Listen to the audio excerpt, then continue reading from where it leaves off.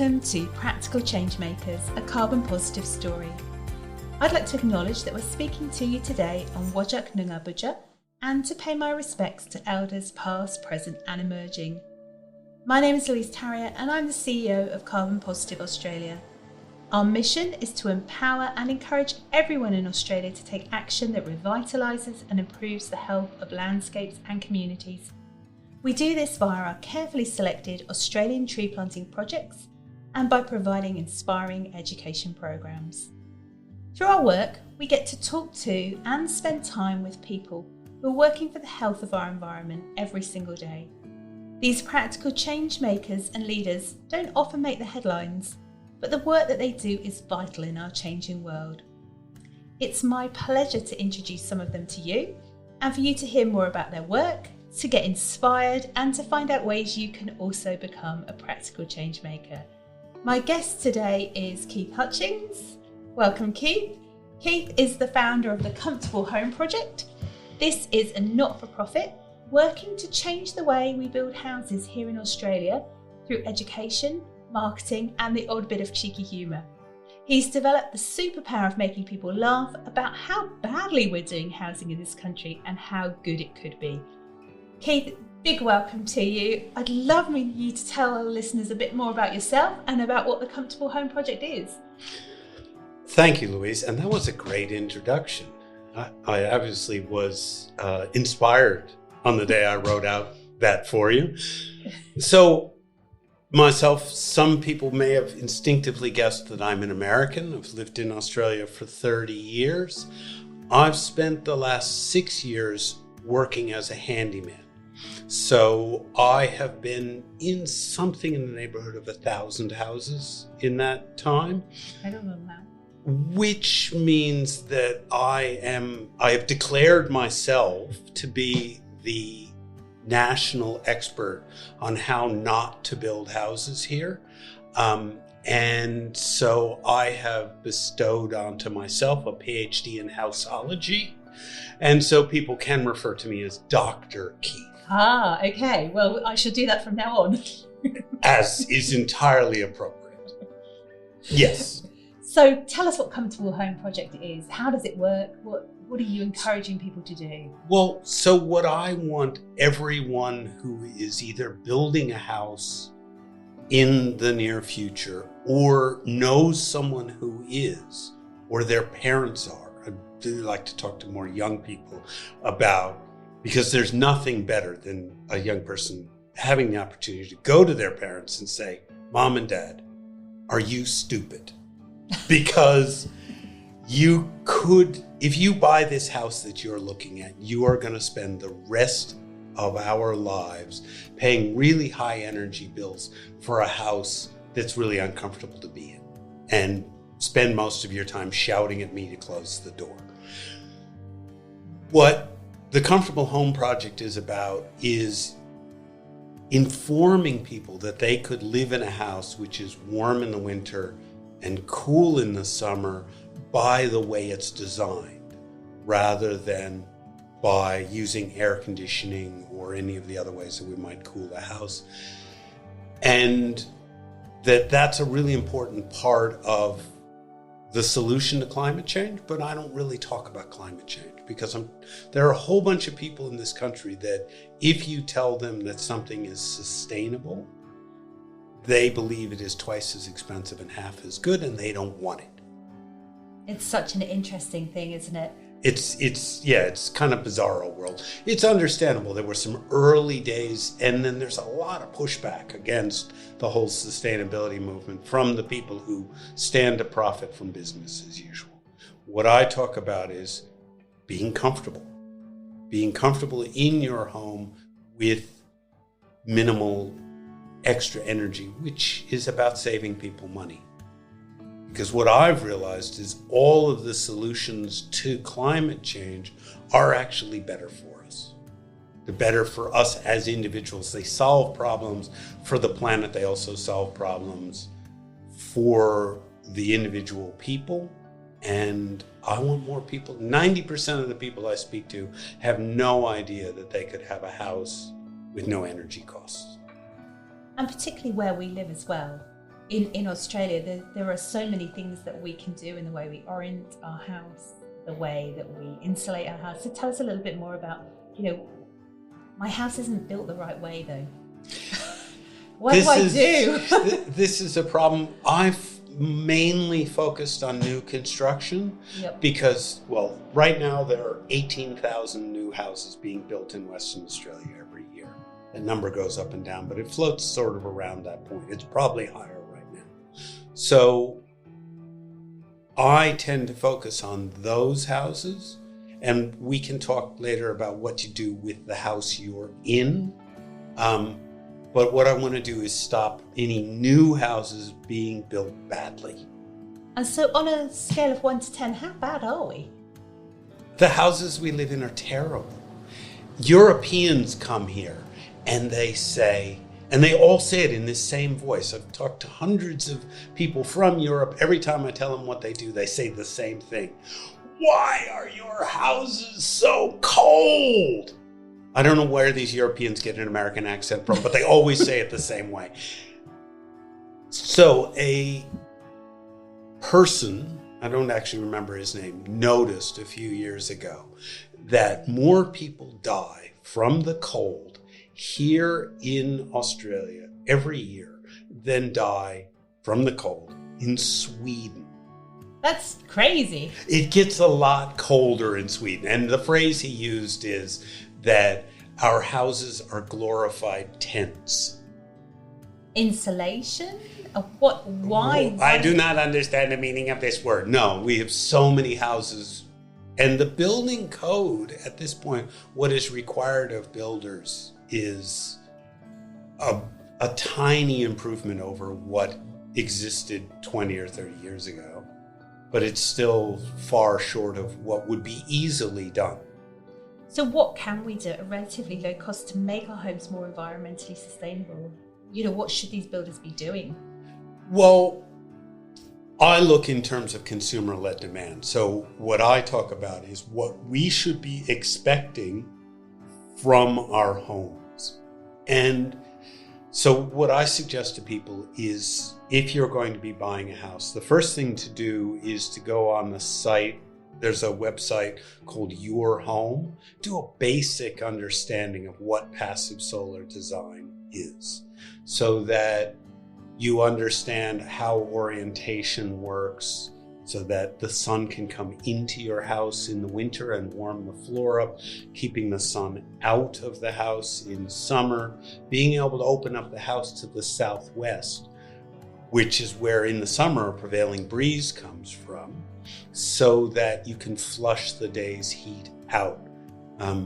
All of those things. And this is, it's not rocket science. It's really basic physics. And then, I've talked to a bunch of people who did the research, designed and built their own houses. So you don't have to have a PhD in houseology, for example, to understand how to do this. You need to understand the basics of where the sun is. And I think we all know that experience there where we've got those large west-facing windows on our bedroom and we're kind of like, oh my gosh, how are we ever going to get this to a normal temperature for us to sleep overnight? And of course, then you end up using air conditioning because otherwise you just never sleep and then be extraordinarily grumpy with all your colleagues the next day. Yes, I see so many houses that are either built perfectly backwards. So they're built with the living areas on the south side, no windows along the north side, all of these things. And I've seen people there are a lot of 2-story houses. I talked to somebody who had a house in Coogee that was a 3-story house, and they abandoned the top floor in the summer. They just can't go up there because it easily gets to 60 degrees on their top floor, because there's a central staircase, acts like a chimney, pulls all the heat of the house coming in the windows up to the top floor, and you could fry an egg on your forehead there. So it's not a good look. No, and I think as well, things like, I know when we purchased our house many, many years ago, it didn't have roof insulation, for example.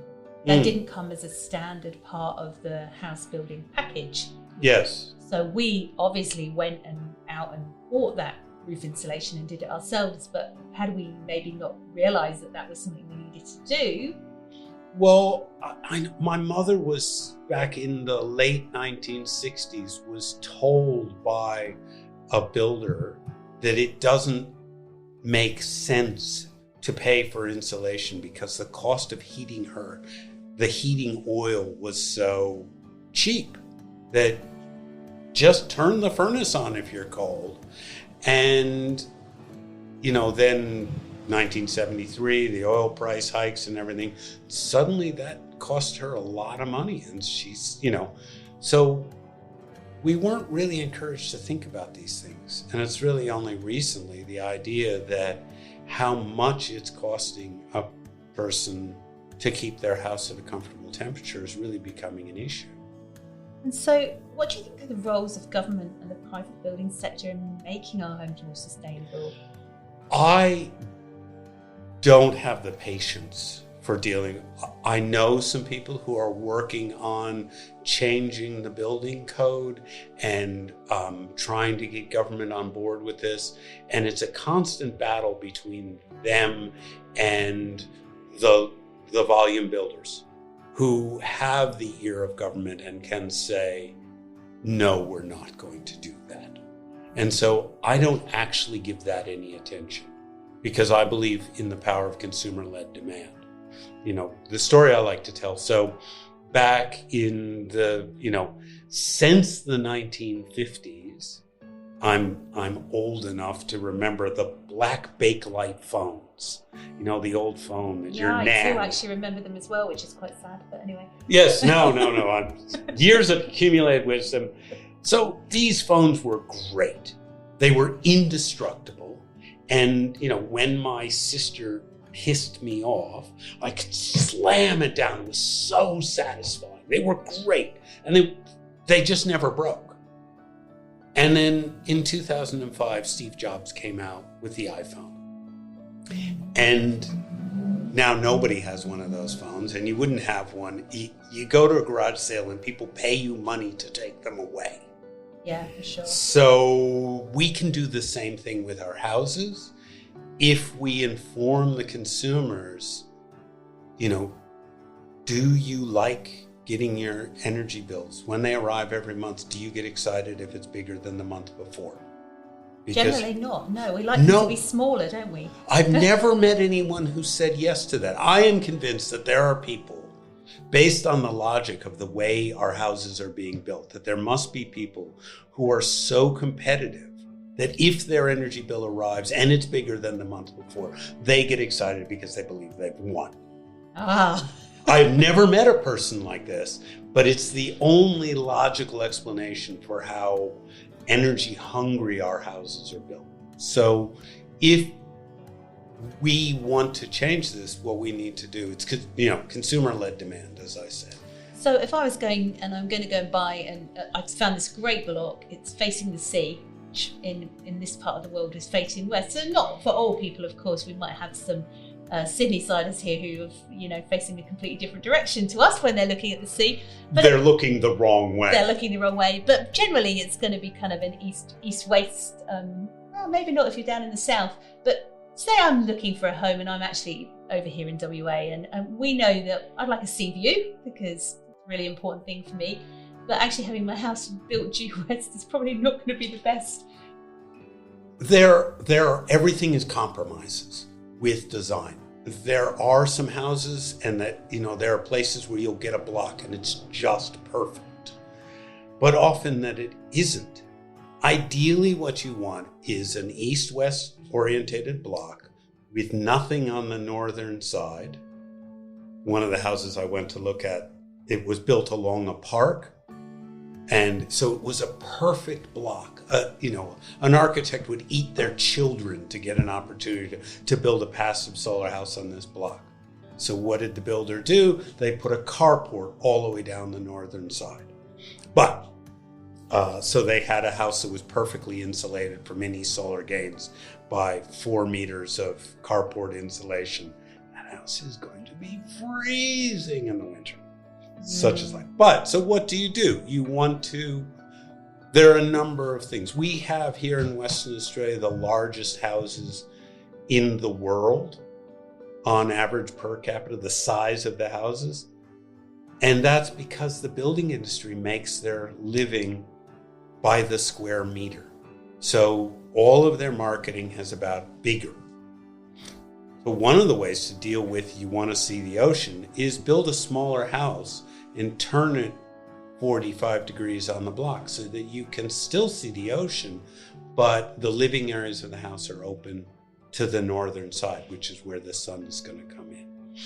You've created some big windows to the west side. So then what you need to do is create shade. You want to keep the sun out. It's that low afternoon sun. Maybe a nice patio coming out. Patio with some louvers on it. So that, and ideally something you can make it go away, either shade sails that you take down, those kind of things. So in the winter, you're getting that afternoon sun in, warming the house up, but in summer, you're keeping the sun out. Yeah, which is kind of all of those passive techniques that can really help, can't they, in terms of making your house so much more comfortable. Well, the example I've been giving lately, so Christmas Day was 42.3 degrees here in Perth. It was a hot one, wasn't it? It was a hot one. We just sat there. And doing gestures and noises works really well on an audio medium. But anyway, I just waved. Someone asked me, how are these passive solar houses, standing up in this temperature? So I messaged 6 of the people that I have interviewed previously. How was your day? How's the temperature of your house? Because we really need to think about performance of our houses, not just its resale value. So how did the houses perform? The average temperature of the houses was 25 degrees inside. Of the 6 people I messaged, only one had an air conditioner. He ran it for an hour in the afternoon. And that was it. Incredible. We have music. We have some beautiful background music going on in our background, but I think we're just going to kind of go with it. Yeah, it was great. It's lovely. It's like a jazz music, isn't it? Yeah, I think it was somebody parked outside, but yes. Ambient music, which is fabulous. That's great. I should have a soundtrack. So I'm not sure if I answered your question because I've forgotten what your question was, but yes. I think, it's about comfortableness, and we were talking about being in, our very, very hot Christmas day and how, some of these houses were performing and being just so much more comfortable for those individuals. And one of the things obviously that happened as part of that, wasn't it, that there was a lot of power outages. Mm. And so people were then in the situation of, well, I'd put the air conditioner on if I could. Yes. And if you're in a badly designed house, it doesn't cool down. So I was 2 years ago, I went to some friend's house for a dinner party. Beautiful house, very nice, but very badly designed in terms of thought about this. And it happened to be one of the hot days in summer and the power went out. So we went outside and had dinner out on the back patio, set up some candles. It was beautiful and cool outside. Inside the house, it was still too hot to be in there. And had the power not gone out, we would have been in there basking in the air conditioning because the house was not designed to cool down at all. So if you have no power, you cannot be in your house in most of the houses people are in Perth. And that's really interesting, isn't it, as we move towards, potential decades where we are going to have to be reducing our power quite significantly. I mean, we do have the option here very nicely of solar power, but that's not, sometimes that's out of the reach of some individuals to put those sort of solar panels on their roofs. And I just want to talk to you here about renters. I know that's kind of, quite often people are renting homes, so they've got very little control over, the ways they can make the house more comfortable for themselves. If you've got any sort of tips for people who are renting homes? Well, the things that are important is keeping the sun out of the house in summer and getting the sun in winter. So what a renter can do, if they have the options, is put some really big, heavy curtains up on, and most landlords will let you, put up curtain rods and things like that. So you can put up some big heavy curtains so that during the day in summer, you close those curtains. And we've done that in our old brick venereal house. I talk about this all the time, but my own house is a poster child for why I do this work, because really? I work for a not-for-profit, so I don't make any money. And in the middle of the day, the curtains can be closed. You touch the room side of the curtains and they feel perfectly cool. You touch the glass and burn your hand. Wow. So sunset bright. That's one thing to do. And then it's the early morning sun in the summer and the late afternoon sun. So if you've got east facing or west facing windows, what we did is I tacked a bunch of shade cloth lengths to some boards, dropped them in the gutter, and then staked them out to keep the sun off of those west facing windows at a rental property that we were in.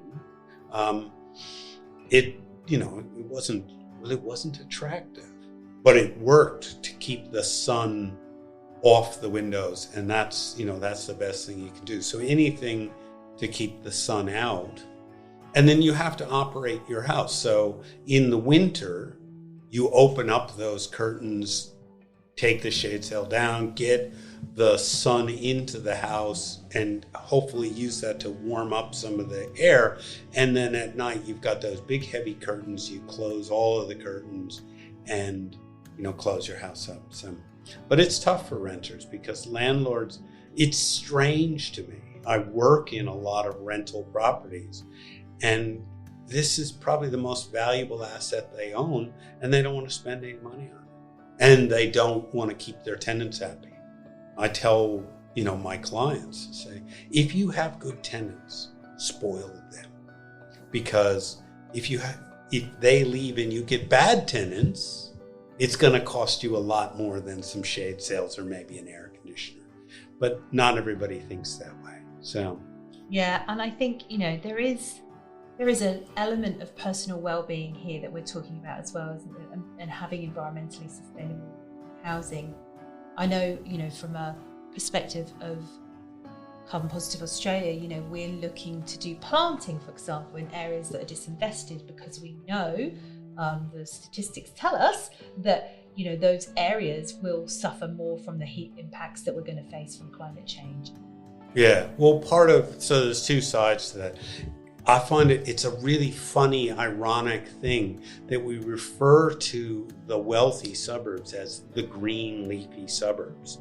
If I drive to Mosman Park or, say, East Fremantle, those kind of areas, Palmyra, there's a good chance that I'm going to be able to find a place where I can park my van under the shade of a tree to sit and make my phone calls and eat my lunch. But if I drive out to, say, Maddington, chances are good I'm not going to find any trees. There's no shade out there. And, City of Vic Park a few years ago, somebody looked at an aerial photograph. One morning they woke up and they discovered that 90% of the tree cover was gone from the suburb. And now they're trying to do all of these changes and incentives to retain trees. And that's part of the work that we're doing, is training people. I work with another organization called the Sustainability Practitioners Network. And what we've been doing is actually going into local government areas and, sponsored by those local governments, training people how to do infill development and keep all the trees in the block. What is the kind of standard to do now is clear everything living, or that was once living, and brick pave it within an inch of its life. And that just creates, to use a design term, hellscapes. Yeah.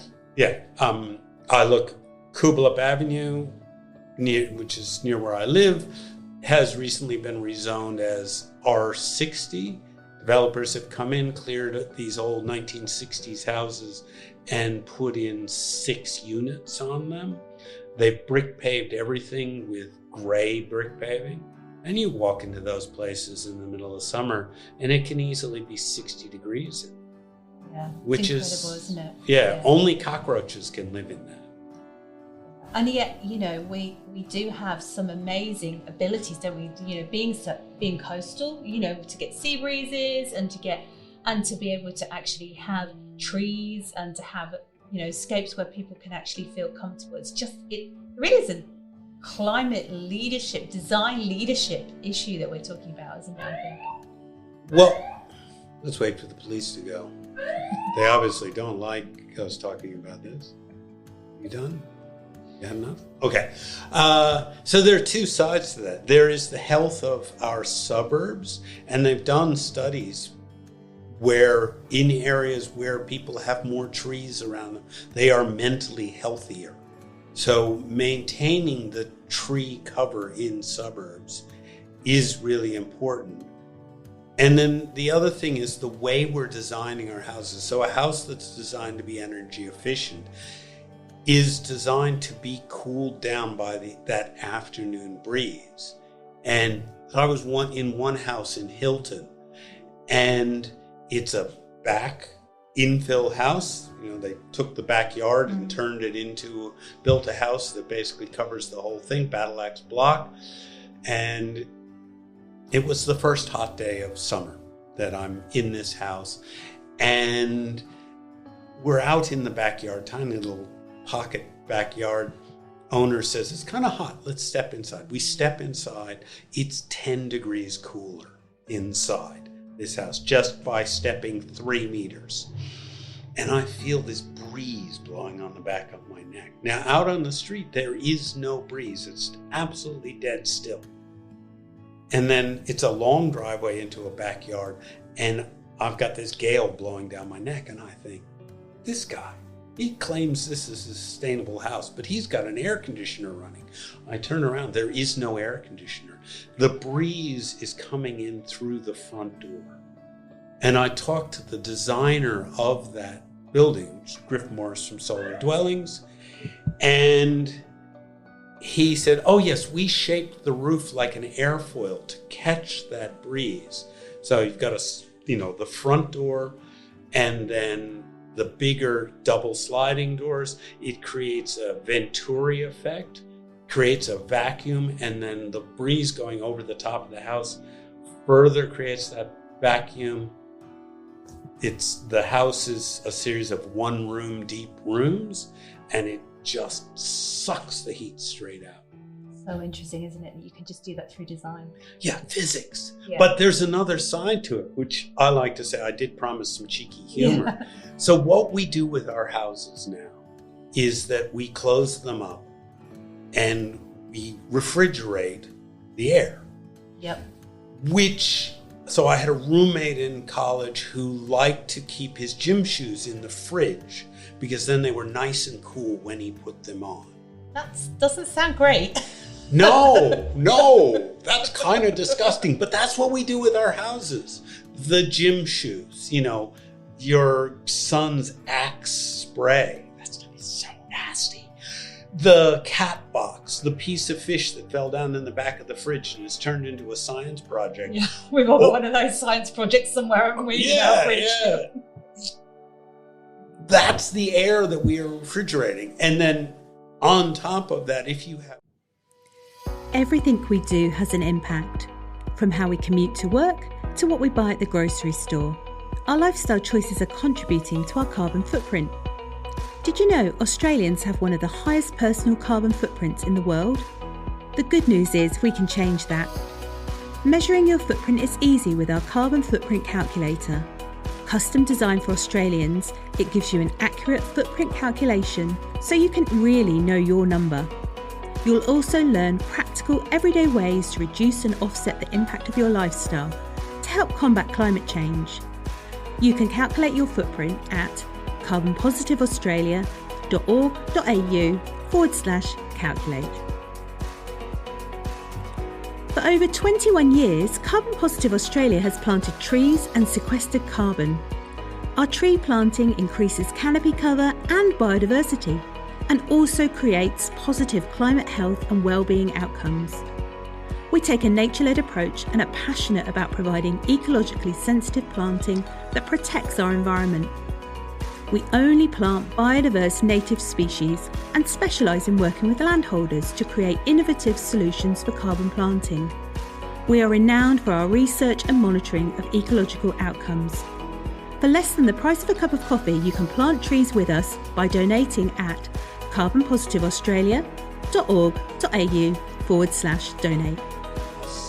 Appliance in your house, you have a gas cooktop or a gas heater that, as the gas is burning, it is releasing moisture into the air, and that moisture then accumulates inside your closed up refrigerated stank air, and that can create mold and mildew, which can lead to a toxic house.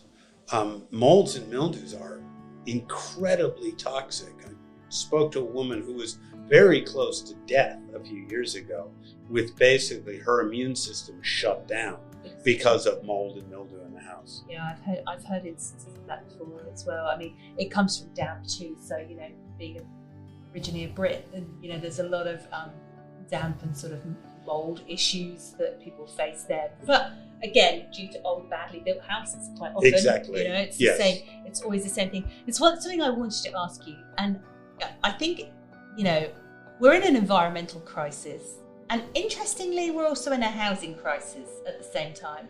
A lot of people at the moment can't find a place to live, whether that's renting or whether it's just affordability issues. In your mind, are the two things linked?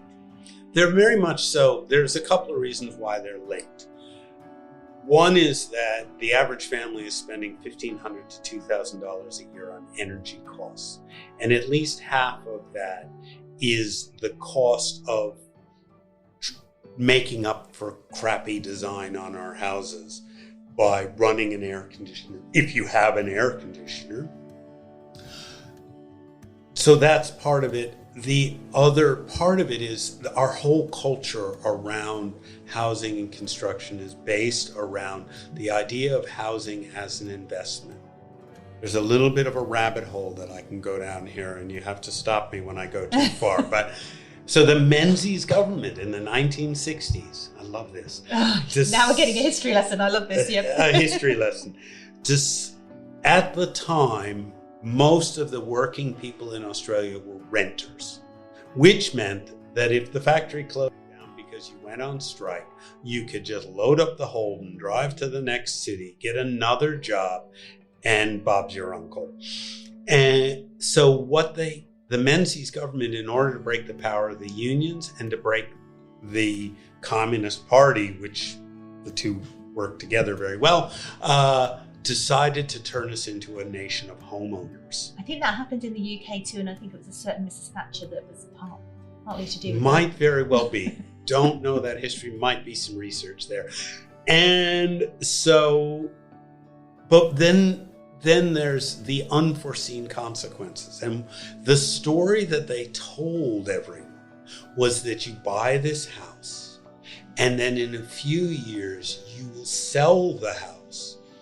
Now, I always have to sing this. Okay. I just will, okay. You will sell the house at tremendous profit. You see. Well, a good voice. Yeah, you can see why I had to sing it.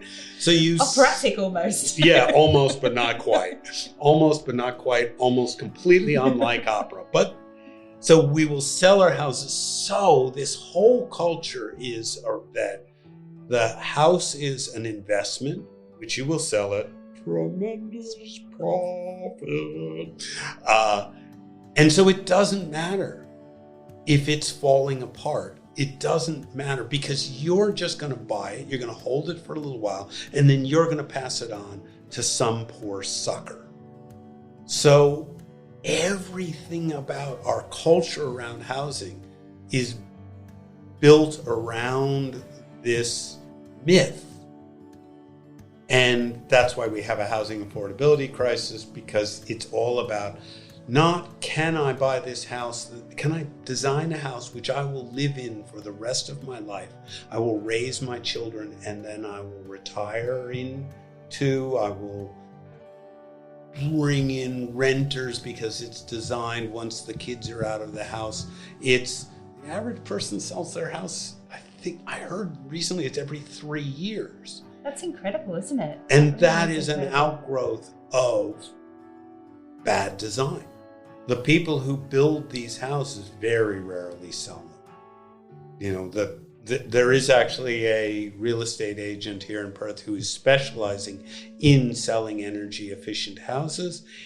And yeah, she's a little bit, oh no, I can't make a reference to American television shows from the 1960s. No one will know what I'm talking about, but yeah. It's very family breakdown, those kind of things, but people don't sell their house if they can possibly avoid it when it is well designed. And that's what I like about it's a comfortable home. And there's a real difference, isn't there, between having a house and having a home? Yes. And I'm actually, a house is a roof at 4 walls. I say about when you mentioned earlier about the builders and construction, the current construction code, I get in a little trouble for saying this, but I do say that the current requirements is that it has a roof, 4 walls, windows, doors, and is not currently on fire. And my energy assessing friend says, well, that's not actually true. Well, it seems like that. It's close enough. So, what we think of as a house is just a roof, 4 walls, windows, doors, and it's not currently on fire. So what opportunities are there to sort of turn around these crises? Because if you're a scroller through any kind of social media, I think we can all recognise that these are genuine crises that are happening.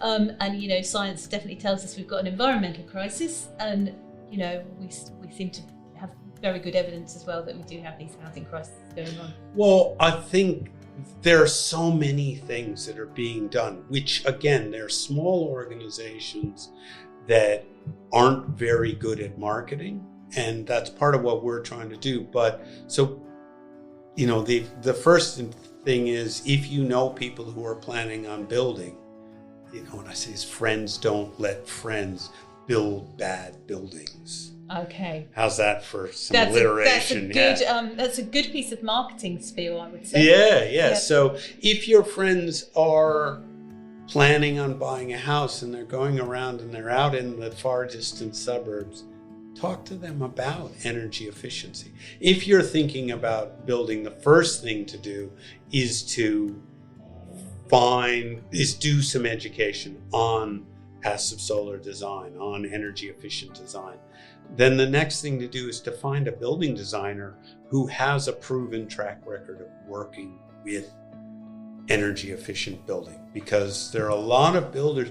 I've seen ads where builders say green home, and then it says, the large print giveth and the small print take, the way it says down the bottom, we'll build you a green 6-star building. Well, 6 stars is the minimum requirement. So what they're saying is, we're building you a green building that's the same as every other building. So you need to do your homework and make sure you've got someone say, can you show me the buildings and their star ratings that you have designed before? And there are some good people out there as well. Oh, there's some amazing people. So it's,